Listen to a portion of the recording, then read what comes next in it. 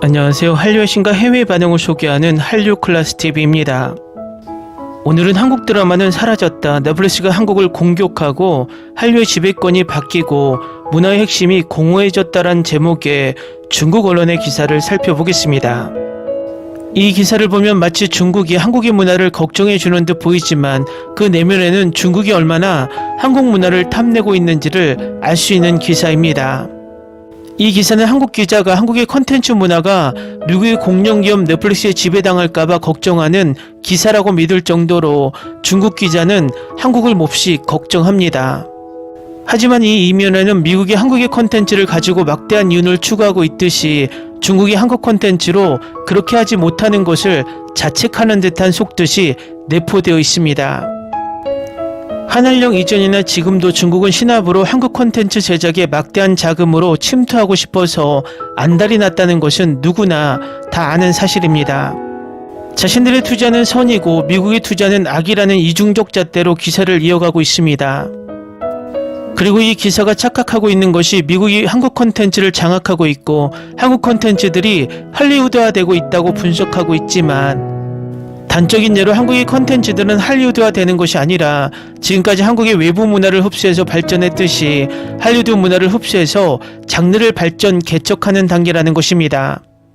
또 지금 글로벌 시대는 지상파 시대가 저물고 인터넷 시대로 바뀌면서 방송 플랫폼이 지상파에서 인터넷으로 옮겨지는 상황에서 지상파가 쇠락되는 것은 자연스러운 현상입니다. 그것을 이 중국 기자는 마치 넷플릭스 때문이라고 단정짓는 오류를 범하고 있습니다. 또 넷플릭스가 킹덤으로 한국 콘텐츠의 IP를 장악하는 계기가 되었다고 예를 들었지만 킹덤을 제작한 A스토리가 킹덤 시즌3를 제작하지 않는 이유가 IP를 확보하기 위한 저항입니다. A스토리는 결국 킹덤3 제작을 포기하고 이상한 변호사 우영우를 자체 제작해서 이 드라마의 모든 IP를 소유하고 2차, 3차 저작물로 막대한 이윤을 얻었는데 이런 스토리는 알지 못하는 것 같습니다. 하지만 이 기사의 전체적인 진단은 우리가 꼭 새겨들어야 할 내용이라 지금부터 전체 본문을 소개해드립니다.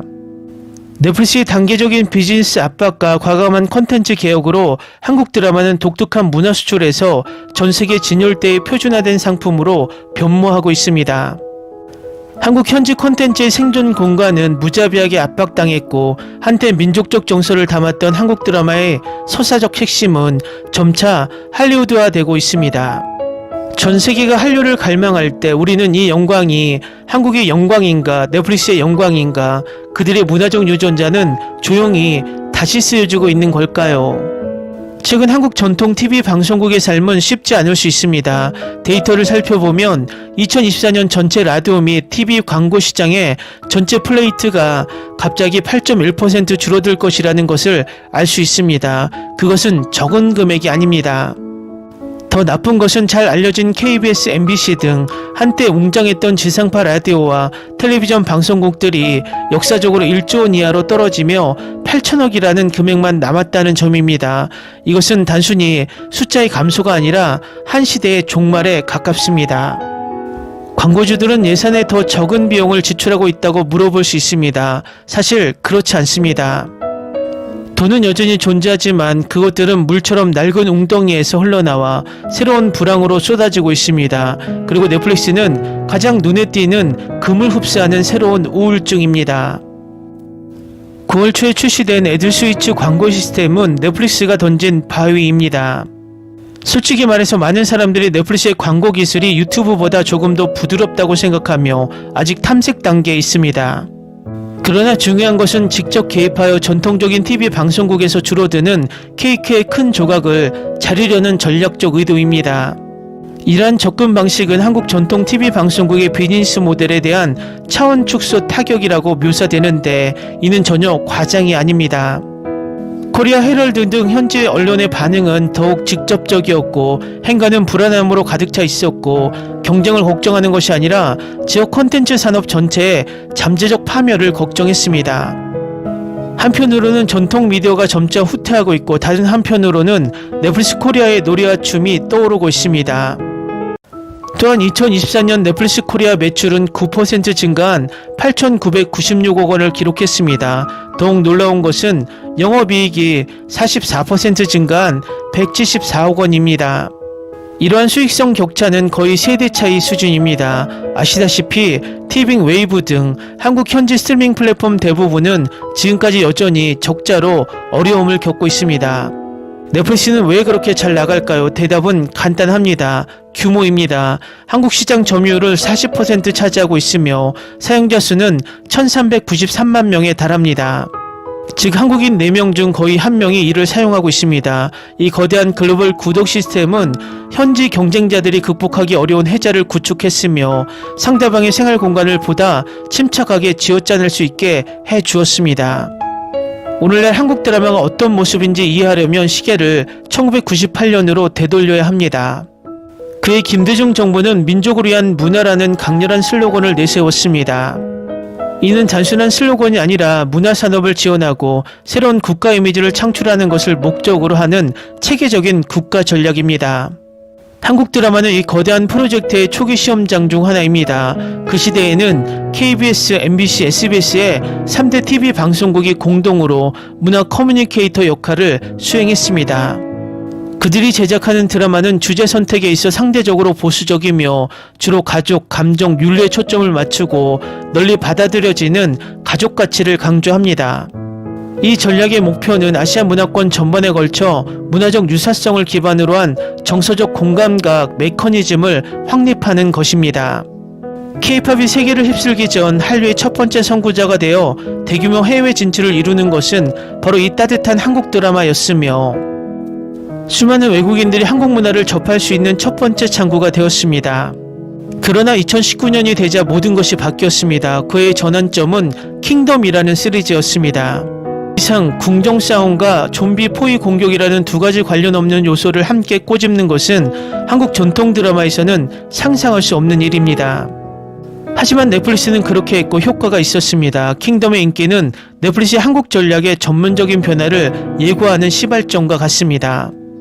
더 이상 저작권을 사거나 공동 제작에 만족하지 않고 직접 만나 현지 오리지널 글로벌 유통 시대를 시작하기를 원했습니다. 이러한 변화는 한국 드라마의 제작자, 즉 전통적인 의미의 공공적 소송을 지닌 TV 방송국에서 순전히 글로벌 상업 플랫폼으로 변모했다는 것을 의미합니다. 넷플릭스의 목표는 매우 단순하며 한국의 국가 이미지를 수출할 책임이었고 문화적 함의를 구축할 필요도 없으며 글로벌 사용자의 클릭을 유도할 수 있고 충분히 차별화된 콘텐츠를 원합니다. 그 결과 할리우드화 또는 미국화된 생산 공정이 한국에 도입되었습니다. 넷플릭스는 예술, 캐릭터 디자인, 내러티브 구조에 이르기까지 석유의 산업 제작팀과 컨셉을 가져왔으며 이 모든 것이 변형되었습니다. 한국 전통 드라마는 하나씩 해체되어 국제시장에서 더 쉽게 포장하고 이해할 수 있는 샷, 리듬, 갈등, 훅 등의 요소로 변모했습니다. 과거의 한국 드라마의 핵심 가족 윤리와 정교함이 소외되기 시작했고 다양한 유형의 대본 템플릿으로 대체되었습니다. 우리가 본 더 글로리는 본질적으로 학교 괴롭힘을 주제로 하고 있지만 복수 장르 영화의 구조에 놓여 있습니다. 세계적으로 유명한 오징어 게임은 한국의 심각한 사회계급 문제를 서바이벌 게임의 틀에 교묘하게 포장했습니다. 마침내 선보이는 것은 오늘날 우리에게 친숙한 넷플릭스 한국 드라마, 즉 강렬한 설정, 빠른 속도, 시각적 광경입니다. 그들은 젊은이들의 불안감, 직장 내 우울증 등 한국의 지역사회 문제를 포착한 다음 이러한 감정을 전세계 관객이 몇 초 만에 이해할 수 있고 보편적인 공감을 불러일으키는 감정으로 번역하는 데 매우 능숙합니다. 넷플릭스의 참여가 한국 드라마 산업에 가시적인 이익을 가져왔다는 것은 부인할 수 없는 사실입니다. 창작자들은 전례없는 풍부한 자금과 과거에는 상상할 수 없었던 주제와 스케일을 시도할 수 있는 더 많은 자유를 얻었습니다. 따라서 관객들은 더 잘 만들어지고 웅장한 드라마를 보게 되었습니다. 이것은 윈윈 상황인 것 같습니다. 그러나 이러한 상황 속에서 비판적인 목소리도 나오기 시작했습니다. 이 견해는 넷플릭스 한국 드라마가 여전히 한국의 껍질을 쓰고 있음에도 불구하고 한국어를 말하고 한국 배우가 주연을 맡고 한국 장면에서 촬영되면서 서사의 핵심이 점점 더 미국적으로 변하고 있다고 생각합니다. 이야기의 논리는 더 이상 한국의 현지 생활 경험과 감정 패턴을 따르지 않고 강한 갈등을 설정하고 매력적인 갈고리를 심고 표준적인 캐릭터 아크를 만드는 할리우드 드라마 방식을 엄격하게 따릅니다. 세계 어느 곳에서나 사용자가 최단 시간의 플레이에 들어갈 수 있도록 모든 것이 이루어집니다. 따라서 넷플릭스가 한국 드라마를 낚아채고 강력하고 효율적인 산업 시스템을 통해 한국 드라마를 상품화했다고 말하는 것이 더 정확할 것입니다. K드라마를 전세계 진열대에서 유통 및 판매하기에 더 적합한 표준화된 상품으로 전환했습니다. 이것은 권력 이전이라는 더 깊은 문제로 이어집니다. 한 댓글이 정확하게 지적했듯이 한국 드라마는 여전히 한국적이지만 한류는 이미 넷플릭스에 속한 것 같다고 합니다. 이 문장은 현재의 현상을 날카롭게 요약합니다. 한때 서울의 주요 텔레비전 기관이 장악했던 창작 및 의사결정의 중심지인 한류의 중심이 조용히 움직이고 있습니다. 요즘에는 미국 캘리포니아에 있는 넷플릭스 서버에 더 많이 존재합니다. 넷플릭스는 실제 투자, 제작, 글로벌 유통의 핵심 고리를 통제함으로써 전체 산업 사슬에 대한 통제를 완료했습니다. 넷플릭스의 한국 드라마의 부상은 의심할 여지 없이 세계 시대 문화산업 진화의 훌륭한 축소판입니다. 지역문화 콘텐츠가 어떻게 글로벌 플랫폼의 날개를 통해 전례 없는 높이로 날아올라 전 세계적으로 막대한 영향력을 얻을 수 있는지 생생하게 보여줍니다. 그러나 동시에 암울한 경고도 발령했습니다. 이 훌륭해 보이는 협력 모델 뒤에는 문화 균질화와 산업 지배력 상실의 엄청난 위험이 숨겨져 있을 수 있습니다. 작품의 주요 목표가 세계 최대의 공약수의 취향을 충족시키는 것일 때 그 작품의 독창적인 독특한 문화적 질감과 정신적 핵심을 얼마나 유지할 수 있을까요? 한국 드라마 산업의 미래는 넷플릭스가 정한 글로벌 게임룰 세트에서 문화적 독창성을 재주입하고 방어할 수 있는 효과적인 길을 어떻게 찾을 것인가라는 어려운 도전에 직면해 있습니다. 이는 한국 창작자들이 고민해야 할 질문일 뿐만 아니라 오늘날 글로벌화를 원하는 모든 로컬 콘텐츠가 직면한 시대적 공통의 문제이기도 합니다. 기사 잘 보셨나요? 세계 콘텐츠 시장은 약육강식의 시대입니다. 자본과 자체 IP가 없으면 그냥 하청업체로 전락하고 맙니다. 중국도 미국과 똑같습니다. 언제든 한국 콘텐츠를 장악하고 싶어서 거대 자본으로 유혹을 합니다.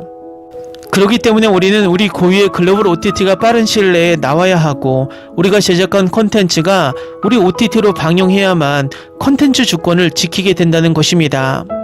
어쨌든 이 중국 기사는 우리를 걱정해 주면서 자신들이 먹지 못한 한국 시장을 안타까워하는 속내가 있습니다.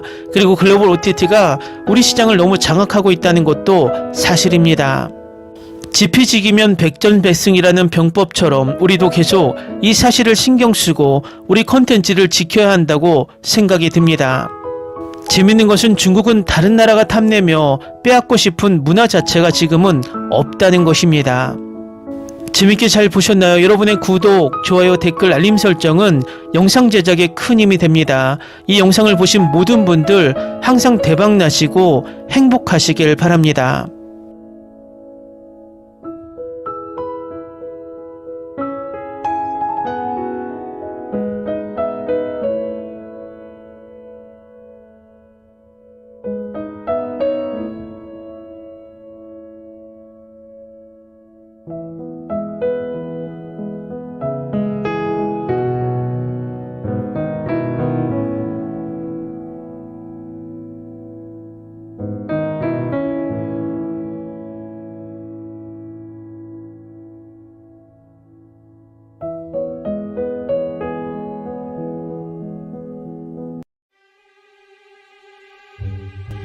Ni se te ocurra.